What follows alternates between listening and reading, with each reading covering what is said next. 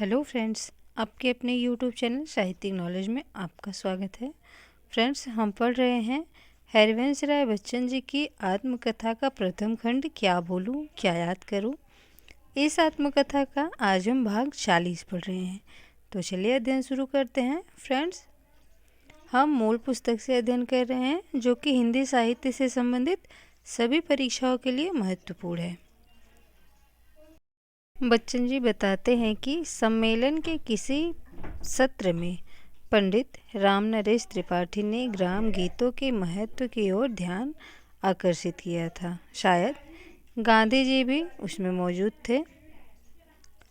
त्रिपाठी जी ने हिरनी हिरना वाला गीत सुनाया था, पर उनको गाना नहीं आता था। ग्राम गीत गांव की लय धुन में न गाया जाए, केवल पढ़कर सुना दिया जाए तो उसकी हत्या हो जाती है। त्रिपाठी जी ने उस मार्मिक गीत की हत्या की थी। उस दिन मैं सभा में उपस्थित था। मेरे तो जी में आ रहा था कि उछलकर मंच पर पहुंच जाऊं और स्वयं गाकर सुनाऊं उसे। वह गीत ठेठ ग्रामीण लय स्वर में गाया जाए तो दिल को हिला सकता है। मैंने उसे किसी ग्रामीण स्त्री से सुना था और हूबहू शायद उसी की धुन में आज भी गा सकता हूँ। ग्राम गीत ग्राम वातावरण की भी अपेक्षा करते हैं। शहर में जैसे उसका कंठ पूरी तरह खुल नहीं पाता था। उसी वर्ष पंडित रामलाल भार्गव को दुलारे दोहावली पर प्रथम देव पुरस्कार मिला था। उस समय के पुरस्कारों में धन राशि की दृष्टि से वह सबसे बड़ा पुरस्कार था। 2000 रुपये का मंगला प्रसाद पुरस्कार, 1200 रुपये का। दुलारे लाल जी अपनी एक तस्वीर कोट टाई में छपाकर सम्मेलन में वितरण करवाने के लिए ले गए थे। उनके नीचे छपा था हिंदी के प्रथम नोबेल पुरस्कार देव पुरस्कार विजेता महाकवि पंडित दुलारे लाल भार्गव। जहाँ साहित्यकार लोग ठहराए गए थे, वहाँ हंसी मजाक चुहल व्यंग का भी खूब खुला वातावरण था। किसी ने वितरण से पूर्व भार्गव जी का संदूक खोलकर तस्वीरों का बंडल निकाल लिया था और भार्गव जी का खूब मजाक उड़ाया गया था। विशेष स्मृति कवि सम्मेलन की है। शायद महादेवी जी ने सभानेत्री का आसन ग्रहण किया था। पिछले वर्ष दिल्ली में तो उन्होंने किया ही था। कानपुर से खड़ी बोली में कवित्व लिखने वाली कवियों का एक पूरा दल आया था। नवीन जी कानपुरीय होकर भी उन सबसे भिन्न थे। सियाराम शरण गुप्त भी कविता सुनाने आए थे। तकली भी चलाते थे, कविता भी सुनाते जाते थे। बीच में भूल गए और दब दब दब कर हकलाने लगे। जनता किसी को क्षमा नहीं करती। उन्हें उठ आना पड़ा। कविता पाठ की सरस्वती उनको सिद्ध न थी। कविता अच्छी करते थे पर नीरस, जैसे उनके एक हाथ की चुटकी में दबी कपास नीरस विशद गुण में भल जासू।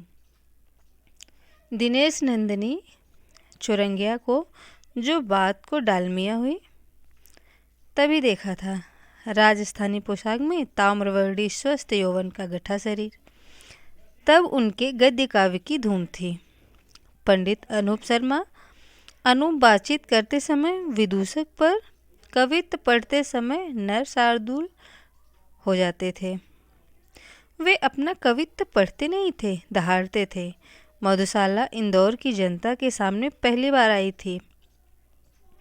लोग झूम झूम उठे थे। बहुत से तो शायद मधुशाला का अर्थ भी नहीं समझते थे। एक किस्सा दूसरे दिन मैंने सुना। किसी ने किसी सेठ से पूछा, शायद गिरधर शर्मा नौरत्न ने, सेठ जी मधुशाला सूछ है? सेठ ने उत्तर दिया, मधुशाला सोई आपड़ी कांग्रेस हिंदू सभा मंदिर मुस्लिम लीग मस्जिद। किसी ने गांधी जी से शिकायत कर दी थी कि जिस सम्मेलन में आप सभापति हो उसमें मदिरा का गुणगान किया जाए। बड़े आश्चर्य की बात है। दूसरे दिन अंतरंग सभा की बैठक थी। रात के 12 बजे से गांधी जी ने 11:55 पर मुझे सभा हाल के बगल वाले कमरे में मिलने को बुलाया। लोगों को मांगने पर भी गांधी जी से मिलने का समय नहीं मिलता था। मुझे बुलवाने की खुशी थी, डर भी था। अगर कह दे कि मधुशाला न पढ़ा करूं या नष्ट कर दूं तो उनकी आज्ञा को टालना कैसे संभव होगा। गांधी जी ने शिकायत की चर्चा की और कुछ पद सुनने चाहे। कुछ सतर्कता मैंने भी बरती, चुन चुनकर ऐसी रुबाइयाँ सुनाई जिनके संकेतार्थ शायद उन्हें सहज ग्राह्य होते। दो की मुझे याद है अपनी मधुशाला की पंक्तियों की बात यहाँ कर रहे हैं बच्चन जी। कहते हैं कि जो गांधी जी को सुनाए थे वे ये पंक्तियाँ थी जो उन्हें भी याद थी। मदिरा ले जाने को घर से चलता है पीने वाला, किस पथ से जाऊं असमंजस में है वह भोला भाला। अलग अलग पथ बतलाते सब, पर मैं यह बतलाता हूँ, राह पकड़ तू एक चला जा, पा जाएगा मधुशाला। मुसलमान और हिंदू हैं दो, एक मगर उनका प्याला, एक मगर उनका मदिरालय, एक मगर उनकी आला। दोनों रहते एक न जब तक मंदिर मस्जिद में जाते, बैर बढ़ाते मंदिर मस्जिद, मेल कराती मधुशाला। इसमें तो मदिरा का गुणगान नहीं है। उनसे यह सुन और उनके द्वारा बक्सा जाकर मैं भागा। उनको भी समय नहीं था। शरीर से गांधी जी के इतने निकट बैठने का मेरा पहला और अंतिम अवसर था। लोगों ने मेरी मधुशाला के पद पद पर हर्ष प्रकट कर वाह वाह करके ताली बजा बजा कर मुझे सिर पर उठा लिया था। पर जब मैं अपने कमरे में आया तो मेरा मन बड़ा उदास हो गया। कविता पाठ के बाद उदासी का ये अनुभव मुझे अब भी होता है। बहुतों के साथ होने के बाद अकेले होने पर मेरा अकेलापन मुझे अखरने लगता है। शायद मेरी कविता से मेरी ही कुछ यादें भावनाएं जगती हों जो मुझे अज्ञात बेचैन करने लगती हों। कविता पाठ करते समय पहले मुझे अक्सर लगता था कि कोई दूसरा सुन रहा है और मैं सुन रहा हूँ। कविता पाठ करते समय मुझे अक्सर लगता था कि कोई दूसरा सुना रहा है और मैं सुन रहा हूँ, और उससे मैं स्वयं प्रभावित हो रहा हूँ, यानी मैं वक्ता श्रोता साथ साथ हूँ। अपने ही में हूँ मैं साकी पीने वाला मधुशाला।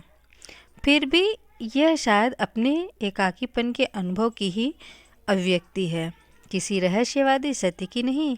सत्य हो भी तो यह मेरे चेतन का नहीं। कविता में चेतन केवल एक स्तर पर काम करता है, उसके अवचेतन अर्धचेतन के भी स्तर होते हैं। किसी दिन अपने जीवन की तीव्र अनुभूति को अभिव्यक्त करने की विवशता से मैंने अनायास लिखनी उठा ली होगी। अभिव्यक्ति से जो मुझे राहत मिली होगी उसी ने मुझे समय समय पर लिखते रहने को प्रेरित किया होगा। जैसे लोग सहज भाव से अपना दुख सुख अपने सगे संबंधियों से कहने लगते हैं। कहे हूँ ते कछ दुख घटी हुई, इसके आगे की पंक्तियाँ हैं, काहे कहो यह जान न कोई। वैसे ही संभवतः सगे संबंधियों के अभाव में या उनके प्रति अविश्वास से मैं अपना सुख दुख कागज से कहने लगा हूँगा। इसी प्रक्रिया का अटूट विश्वास है मधुशाला या मधुबाला के गीतों में देखता हूँ। मेरे स्वाध्याय और अभ्यास से मेरी अभिव्यक्ति में निखार आया हो, पर मधुशाला और मधुबाला के गीत मेरे उतने ही निजी थे जितनी मेरी पहले की रचनाएं, जिसे सहज प्रतिक्रिया से मेरे कुछ निकटस्थ मित्रों ने उन्हें कविता कहा होगा। उसी सहज प्रतिक्रिया से मेरे मन में उन्हें प्रकाश में लाने की बात उठी होगी। मेरी कविता मेरी अनुभूतियों से सीधी उठी हुई चीज़ थी, और जब उसे प्रकाश में लाया गया तो मुझे इसकी आशा बिल्कुल न थी कि वह औरों को भी अपनी अनुभूति प्रतीत होगी। कोई सिद्धांत बनाकर, कोई वाद विशेष चलाने के विचार से, कोई दर्शन प्रतिपादित करने के ध्येय से, कोई क्रांति लाने का लक्ष्य करके, अथवा स्थापित और प्रचलित काव्य विधा छायावाद के विरुद्ध विद्रोह का कोई झंडा खड़ा करने के लिए यह कविता नहीं आई थी। पर जब वो आई तो यह सब उसमें देखा गया और समय के साथ अधिकाधिक देखा जाने लगा है। अगर मेरी कविता में यह सब था तो यह मेरे जीवन में आ चुका था। कोई सिद्धांत बना था तो जीवन में किसी बात का आभास हुआ था, तो जीवन में कोई क्रांति की गई थी, तो जीवन में, और अगर अव्यक्ति की किसी नई विधा ने जन्म लिया था तो जीवन में कुछ ऐसा परिवर्तन आ चुका था कि वह पुरानी विधा में व्यक्त नहीं हो सकता था। मेरी कविता को जो हालावादी नाम उसके प्रकट होते ही दिया गया, उसके पीछे सिर्फ मुझे एक बात स्पष्ट दिखती है कि मुझे छायावाद से भिन्न समझा गया। मूलतः छायावाद यदि साहित्यिक विधा थी या बना दी गई या घोषित कर दी गई थी, तो मेरी कविता जीवनवाद थी। जिए भोगी जीवन की सीधी अभिव्यक्ति और जीने भोगने में आए परिवर्तन के अनुरूप परिवर्तित थी। वही संक्षेप में उसकी नवीनता थी। नवीनता का स्वागत भी होता है, विरोध भी होता है। मैंने अपने किसी मित्र को, शायद गिरजा कुमार माथुर को, कभी लिखा था कि छायावाद के किले पर पहला गोला मधुशाला के आंगन से फेंका गया था। उसे किले पर फेंकने के लक्ष्य से नहीं, बल्कि यदि उसी रूपक को आगे ले चले तो मधुशाला के निवासी मधुपाइयों की गोला फेंकने की आंतरिक अनिवार्यता क्रीड़ा प्रवृत्ति से, इसलिए उससे क्रांति तो हो गई, मगर बगैर क्रांति की घोषणा किए। न मैंने कभी कहा, न मुझे कभी किसी की आवश्यकता हुई कि मैं छायावाद का विरोध करने के लिए खड़ा होऊंगा। कला और सृजन के विरोध घोषित करने की जरूरत नहीं होती। कला की एकमात्र दुनिया ऐसी है कि जहाँ बिना संहार के निर्माण करना संभव है। यहाँ का संहार ही वास्तव में सशक्त सृजन है। नया सशक्त सृजन अपने आप ही जीर्ण शीर्ण कालभुक्त पुरातन की अनुपयोगिता, अनावश्यकता सिद्ध करता आया है। और यह सब तो मैं आज कर रहा हूँ। आज से 35-36 वर्ष पूर्व मैं एक मात्र अपने उर के उद्गारों को प्रस्तुत करने की व्यवस्था के आगे आया था, और मुझे इसकी दृढ़ मात्र परवाह या चिंता नहीं थी कि उसके प्रति लोगों की प्रतिक्रिया क्या होगी अथवा उसके परिणाम क्या होंगे। मधुशाला की पैरोडी उसके प्रथम पाठ के साथ ही आरंभ हो गई थी। दिसंबर 33 में, जिस दिन मैंने काशी हिंदू विश्वविद्यालय में शिवाजी हाल में मधुशाला सुनाई थी, उसके दूसरे ही दिन प्रोफेसर मनोरंजन प्रसाद ने उसके कई पदों की पैरोडी लिख डाली थी और दूसरे दिन के मेरे कविता पाठ के बीच सुनाई थी।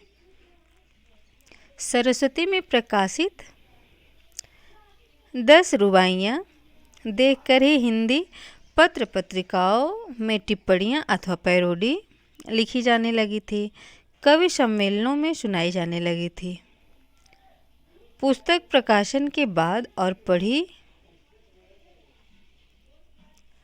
पटना का योगी रामवृक्ष शर्मा बेनीपुरी के संपादकत्व में प्रति सप्ताह मधुशाला के विरुद्ध कुछ न कुछ लिखा करता था। सीधे उत्तर तो मैंने न दिया था, पर हाला अर्थात मधुवाला शीर्षक कविता में एक पद में मैंने लिखा था, जिसका संकेत पटना के योगी के प्रति ही था। रे वक्र भुजरों वाले योगी, दिखला मत मुझको यह मरुथल, जिसमें आकर खो जाएगी मेरी द्रुत गति, मेरी ध्वनिकल। है ठीक अगर तेरा कहना, मैं और चलूँगी इठलाकर, संदेहों में क्यों व्यर्थ पड़ो, मेरा तो है विश्वास अटल। मैं जिस जड़ मरु में पहुँचूँगी, कर दूँगी उसको जीवन में उल्लास चपल उन्माद सरल, प्रतिपल पागल मेरा परिचय। बेनीपुरी ने तो यहाँ तक धमकी दी थी कि अगर बच्चन बिहार में पाँव रखेगा तो मैं उसको गोली मार दूंगा। कुछ महीने बाद मुजफ्फरपुर से मेरे लिए एक कवि सम्मेलन का निमंत्रण आया। श्यामा ने कहा, बिहार न जाओ, बेनीपुरी तुमका गोली मार दी है। मैंने उसे जवाब दिया कि अगर बेनीपुरी हमका गोली मार दी है तो मधुशाला अमर हो जाई। मैं मुजफ्फरपुर गया था पर वहाँ गोली मारने के लिए बेनीपुरी नहीं थे। बात को तो बेनीपुरी मेरे बड़े अच्छे मित्र हो गए थे। अभ्युदय में मधुशाला के विरुद्ध जो लेखादि निकले उनको समझा जा सकता है, न निकलते तभी आश्चर्य होता। श्यामा नहीं चाहती थी कि मैं किसी को किसी तरह की सफाई या उत्तर दूँ, मैं बस कविता लिखता जाऊँ। मुक्त जी ने कुछ लेखों के विरुद्ध लेखनी उठाई तो मैंने उन्हें रोका। जहाँ एक और मधुशाला का विरोध था वहाँ दूसरी ओर उसका स्वागत भी था। मधुशाला लोग खरीद रहे थे, इसका सबूत तो मेरे पास ही था। पढ़ रहे थे, गा रहे थे, सुना रहे थे। कवि सम्मेलनों में लोग उसे सुनकर पागल हो जाते थे और मेरे लिए भी ये कम आश्चर्य की बात न थी कि लोग उसमें क्या पाते हैं जो सुनकर विभोर हो जाते हैं। किसी भी नए लेखक के लिए शुरू से ही इतनी प्रशंसा उसका सिर फिरा देने के लिए पर्याप्त थी, उसके साहित्यिक विकास की बाधा बन सकती थी। इसे मैं अपना सौभाग्य और अपने लिए वरदान ही मानता हूँ कि न मैंने विरोधों पर मुंह फुलाया और न वाहवाहियों पर फूलकर कुप्पा हुआ। करे कोई निंदा दिन रात, सुयस का पीटे ढोल कोई ढोल। किए कानों को अपने बंद, रही बुलबुल डालो पर बोल। सुरा पी मधु पी कर मधुपान। मेरे हृदय के अंदर एक जोरदार शोध फूट पड़ा था और उससे उमह जो एक प्रबल धार बह चली थी। उसके विरोध या पक्ष में जो कागजी कार्यवाहियाँ हो रही थी उनकी परवाह उसे कितनी थी, शायद वह इन पंक्तियों में सबसे अच्छी तरह व्यक्त हो सकता है। हूँ आज प्रवाहित मैं ऐसे, जैसे कवि के हृदयोद्गार। तुम रोक नहीं सकते मुझको, कर नहीं सकोगे मुझे पार। ये अपनी कागज की नावें, तट पर बांधो आगे न बढ़ो।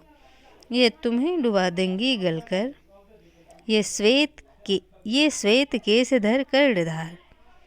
बह सकता जो मेरी गति से, पा सकता वह मेरा आश्रय। उल्लास चपल उन्माद तरल, प्रतिपल पागल मेरा परिचय। श्यामा प्रतिवर्ष गर्मी आते आते जोर से ग्रसित हो जाती और उसका बुखार तभी छूटता जब जाड़ा पड़ने लगता था। सुबह प्रायः वह ज्वर मुक्त होती और जैसे जैसे दिन चढ़ने लगता उसका बुखार धीमे धीमे बढ़ने लगता। बहुत ऊंचे भी न जाता पर यही 101 डिग्री के करीब, 102 डिग्री के ऊपर कभी नहीं। वह दुर्बल और कुछ पीले पड़ जाती, कुछ उसका वजन भी घट जाता और उसका उपचार मंद क्षय के आधार पर होता। दवा इंजेक्शनों के अतिरिक्त उसे कैल्शियम, ग्लूकोज, हॉर्लिक्स दिन में कई बार दिए जाते और उसे पूर्ण विश्राम लेने और खुली हवा में रहने को कहा जाता। फेफड़ा उसका प्रायः साफ समझा जाता। उसे खांसी न आती जो क्षय के मरीजों में बुखार के साथ अनिवार्य रूप से जुड़ी रहती थी। इस तरह उसका क्षय एक प्रकार का अर्ध क्षय था और इलाहाबाद के अच्छे से अच्छे डॉक्टरों के लिए भी एक रहस्य बना हुआ था। बीके मुखर्जी के लिए भी, जो उन दिनों क्षय के सबसे बड़े डॉक्टर समझे जाते थे। गर्मी पड़ने लगती तो एक प्रकार की आशंका मेरे मन में समा जाती और हर साल श्यामा का स्वास्थ्य जो रूप लेता वह सिद्ध कर देता कि मेरी शंका निराधार नहीं थी। बीमारी, उपचार, सुधार, ऋतु परिवर्तन की तरह प्रतिवर्ष क्रमानुसार घटित होते रहते। इंदौर जाते समय भी कुछ आशंका में अपने मन में लेकर गया था और लौटते समय उसके लिए अपने को तैयार करके आया था, जिसका सामना मुझे हर वर्ष करना होता था। पर रास्ते में मेरी ही तबीयत खराब हो गई थी और बुखार में भरा मैं अपने घर उतरा। मेरी आशंका के विपरीत श्यामा स्वस्थ दिखी और मैंने उससे मजाक किया, जॉय, इस बार तुम्हारा बुखार मैं अपने ऊपर लेने जा रहा हूँ। मैं समझता था कि श्यामा इस पर मुस्कुरा देगी, पर वह गंभीर हो गई। मैं अपनी बीमारी को दोहराने वालों में न था।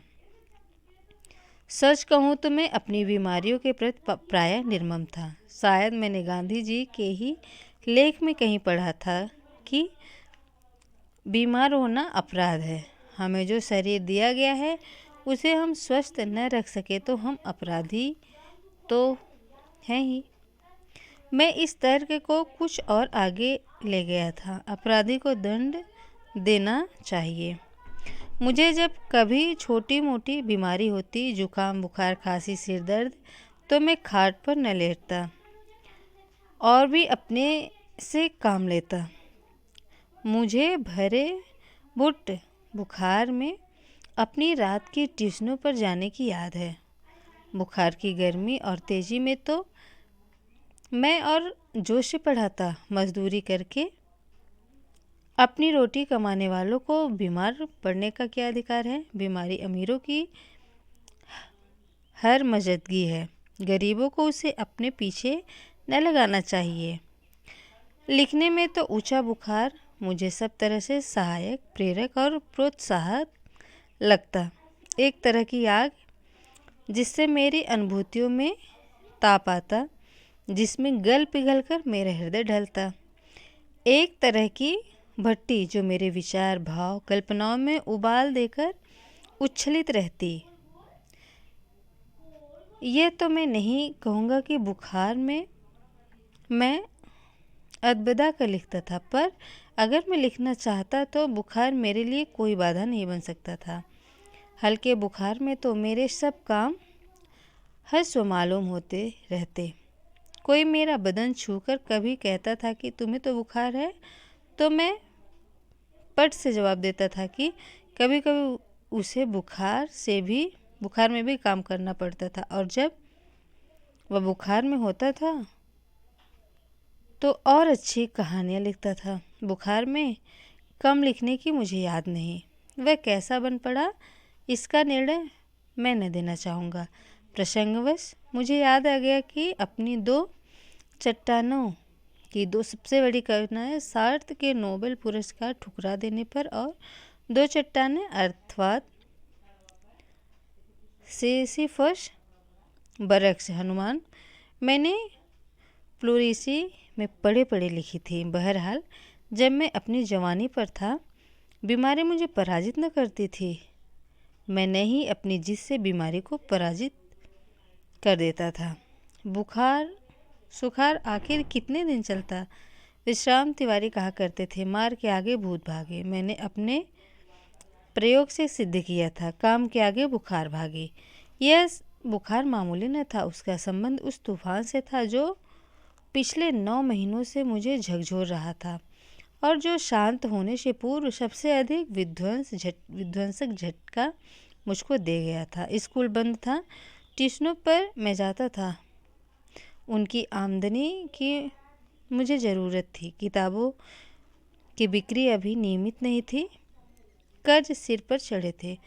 बुखार 10 दिन चला, 20 दिन चला, महीने भर चला, 2 महीने चला, जुलाई आ गया। अब बुखार के साथ ट्यूशन पर ही जाना न होता, दिन भर स्कूल में पढ़ाना भी पड़ता। बुखार का नमूना वही, सुबह बिल्कुल नहीं, शाम को 101 डिग्री 102 डिग्री के बीच। कमजोरी दिन दिन बढ़ती हुई, कभी धीमी खांसी अथवा दवा शौकिया दवा बाटू एक होम्योपैथ की कर रहा था। कभी कभी सोचता क्या मुझे तपेदिक हो गया है? हो गया तो एलोपैथी का इलाज तो अपने बूते के बाहर है। क्या उस समय मेरी जीवा पर सरस्वती बैठी थी जब मैंने कहा था कि श्यामा का बुखार मैं लेने जा रहा हूँ? बैठी हो तो कितना अच्छा है। क्या मैं बीमार हूँ इसलिए श्यामा स्वस्थ है? जिसने पिछले 6 वर्षों से इन महीनों में ज्वर मुक्ति नहीं जानी, पर श्यामा को मेरी बीमारी भीतर ही भीतर खाए जा रही थी। उसने अपने इच्छा बल से जैसे अपने को स्वस्थ कर लिया था कि वह भी कहीं मेरी चिंता न बन जाए। उसके अतिरिक्त मेरी बीमारी का शायद किसी को पता भी न था, क्योंकि सारे काम तो मैं सामान्य रूप से ही किए ही जाता था। गर्मी में तो सभी थोड़े बहुत दुबले हो जाते हैं। एक दिन उसने मुझसे कहा कि मैं डॉक्टर बीके मुखर्जी से अपनी परीक्षा कराऊं। मैंने टाल मटोल की तो उसने ब्रह्मास्त्र छेड़ दिया। मैं जब तक अपने को डॉक्टर को न दिखाऊंगा वह खाना नहीं खाएगी। ब्रह्मास्त्र तो मानना ही था। डॉक्टर मुखर्जी को भय था कि मुझ पर क्षय का आक्रमण हुआ है। नुस्खा उन्होंने लिख दिया और कुछ भय था कि मुझ पर लिख दिया और कुछ दिन चिंता मुक्त होकर पूरी तरह आराम करने को कहा। नुस्खा मुझे मौत का परवाना लगा। क्या मेरी विदा का समय आ गया है? क्या इतने ही दिनों के लिए आया था? इतना ही गाने गुनगुनाने, केवल इतना श्रम संघर्ष करने, इतने दुख संकट उठाने? स्वागत के ही साथ विदा की होती देखी तैयारी। बंद लगी होने खुलते ही मेरे जीवन की मधुशाला। क्या मैंने अपनी भविष्यवाणी स्वयं कर दी थी? सबसे मर्मवेदी प्रश्न था। क्या श्यामा के भाग्य में वैद्य भी लिखा है? तो फ्रेंड्स, इस सेशन में इतना ही। क्या भूलूं क्या याद करूं, इस आत्मकथा की आगे की घटनाओं को जानना और अंतिम सेशन आप ज़रूर ज्वाइन कीजिएगा, क्योंकि दोनों एक ही साथ आ रहे हैं। यदि वीडियो आपके लिए उपयोगी है तो वीडियो को लाइक और शेयर ज़रूर कीजिएगा। चैनल पर यदि नए हैं तो चैनल को सब्सक्राइब ज़रूर कीजिएगा। Thanks for watching this video.